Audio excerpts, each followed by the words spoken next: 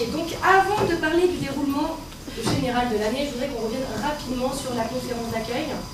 Conférence qui, je rappelle, n'est pas censée servir à quelque chose. Le but, c'est que ça en jette.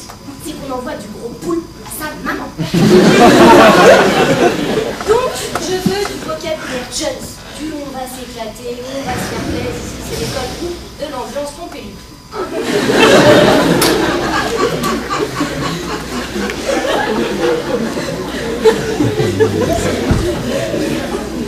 Et ça, c'est aussi valable pour vous. Ok? Ok, sinon deux mots sur la tenue, la tenue premier. Les pingouins en costard qui se tapent des syncopes parce qu'ils ont trop serré leur cravate, c'est fini, ça je veux plus le voir. Hein? Moi, je veux du jogging gohem, du pantalon slim et de la casquette, j'aime ma maman. Okay? Pour les plus ambitieux, je veux du cuir.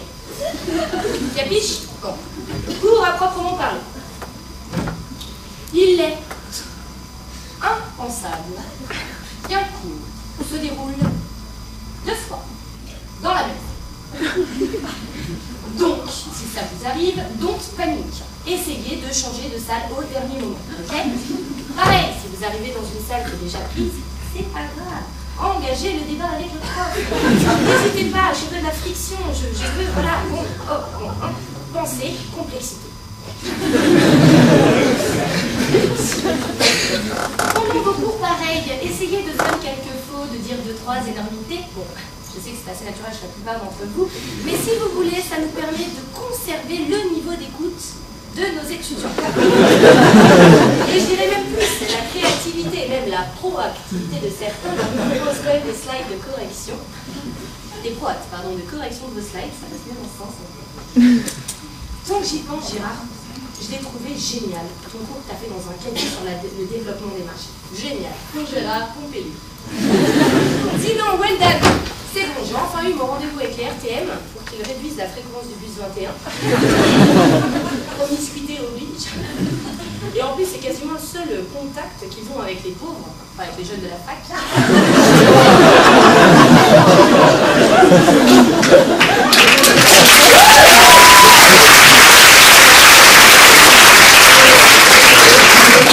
Si vous voulez, je pense vraiment que c'est important qu'ils se confrontent un maximum à la diversité. Ne soyons pas trop péditistes. Par contre, on a beau être riche, on ne goudonne, on ne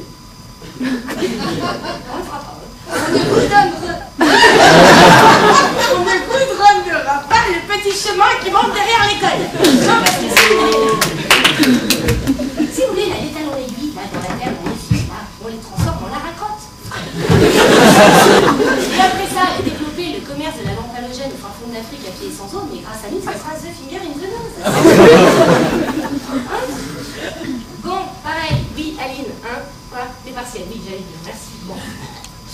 On a eu pas mal de retours catastrophés sur les partiels, comme quoi les surveillants étaient incompétents et totalement out.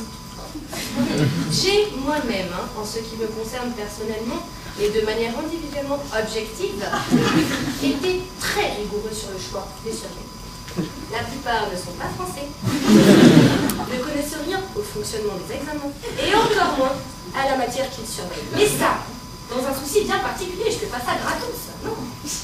Je veux en effet développer l'autonomie et le self-control de nos étudiants. Et après ça, ils sauront gérer leur stress. Croyez-moi, ils nous remercieront. Pareil pour les examens, pour finir sur un petit uppercut. Question bonus, mes gros pics de stress. Par exemple, quel est leur fétiche de la cravate des waterbeds? Ça peut être un exemple. Sinon, oui, Norbert, hein, les toilettes. J'allais venir aussi, merci. Oui, alors voilà, pas mal de problèmes liés aux toilettes. Moi, c'est simple. Je veux que nos étudiants aient le réflexe d'aider. Donc, PQ limité et réduction d'électricité. Ça veut dire que je veux qu'il n'y ait qu'une lumière sur 2 qui fonctionne. Et s'il vous plaît, là, on ne se trompe pas. Celle où il y a la lumière, c'est pas celle où il y a le PQ.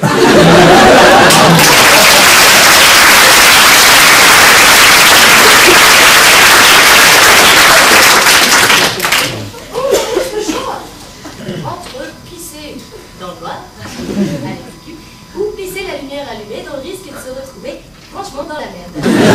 Mais souvent les gars, le monde de bisounours, ça c'est sacré, c'est la guerre. Faut les incarcérer dans la nature qui s'apprend un peu à pisser pour devenir ça, la sexualité. La génération métrosexuelle. Bon, j'ai pour un rôle tout aussi important il me semble. Aline, comptable chez nous depuis est venue me voir pour me dire qu'elle avait découvert qu'il y a un ascenseur dans notre école. Évidemment, nous avons un ascenseur qui est réservé strictement à qui? Aux associations merci et plus particulièrement aux gardes du foyer. Merci. Les personnes handicapées, quant à elles, devront apprendre à s'adapter. Ne feront pas des handicapés lambda. Donc, elles prendront les marches comme tout le monde. Pas de favoritisme dans cette école. Si elle veut nous subterfuger, il faudra qu'elle se déguise en fumier. Et oui, nous sommes dans une mentalité de l'effort et nous devons la conserver. Donc, nous ne faisons pas payer 8 000 € par an pour que tout devienne easygoing et que nos étudiants, se croient en primaire. Donc, je veux de la file d'attente de partout. Cafétéria, accueil, comptable, bureau, salle info, week-end d'intégration, navette prévente et j'en passe. Je veux qu'on leur apprenne à désirer toujours plus fort.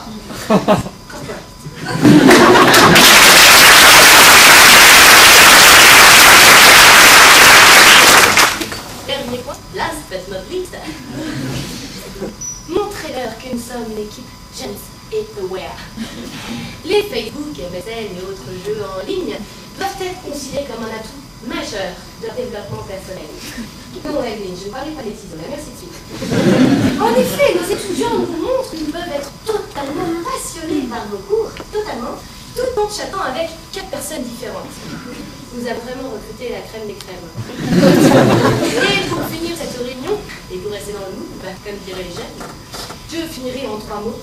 Allez, tous à poil, et on se caresse.